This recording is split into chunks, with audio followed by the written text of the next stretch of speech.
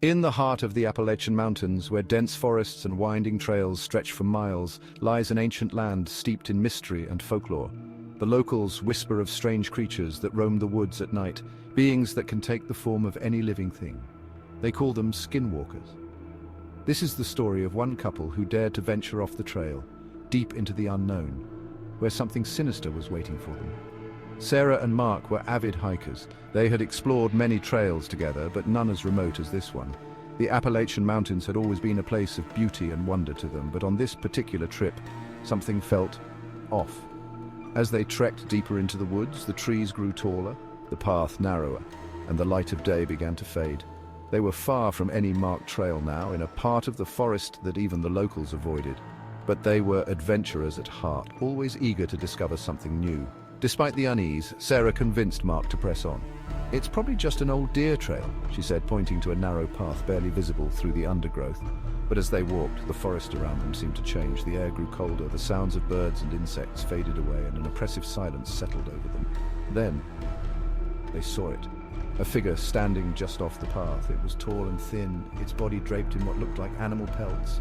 But something was wrong. Its movements were unnatural, jerky, as if it were struggling to mimic the way a human walks. "Hello?" Mark called out, but the figure didn't respond. Instead, it turned and began to walk deeper into the woods, disappearing behind the trees. Against their better judgment, Sarah and Mark decided to follow. The figure led them through the forest, always staying just out of reach until they came to a clearing. In the center of the clearing stood an old, weathered cabin. It looked abandoned, its windows dark and broken, but they could feel eyes on them.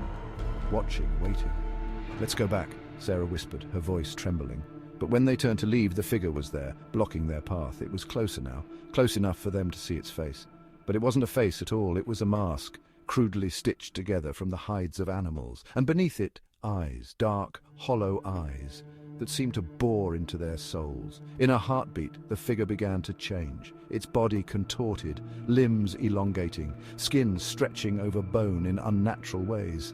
The mask fell away, revealing a twisted, monstrous visage. This was no man, this was a skinwalker. Sarah and Mark ran, the forest closing in around them as they fled through the trees. But no matter how fast they ran, the skinwalker was always just behind them, its breath hot on their necks, its whispers echoing through the darkness. Beyond the trees,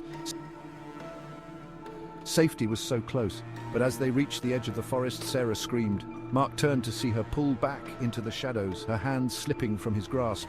He ran until his lungs burned and his legs gave out. But when he finally looked back, the forest was silent, the trail behind him empty. Sarah was gone, and the skinwalker, it was still out there, somewhere in the dark, waiting for its next victim. To this day, no one knows what happened to Sarah. Some say she's still out there, wandering the woods, her soul lost to the skinwalker. Others say the creature now wears her face, using her voice to lure unsuspecting hikers into the depths of the Appalachian Mountains. So, if you ever find yourself alone on a remote trail, and you hear a familiar voice calling your name from the trees, don't follow it. You might just meet the same fate as Sarah. This has been a tale of terror from the Appalachian Mountains.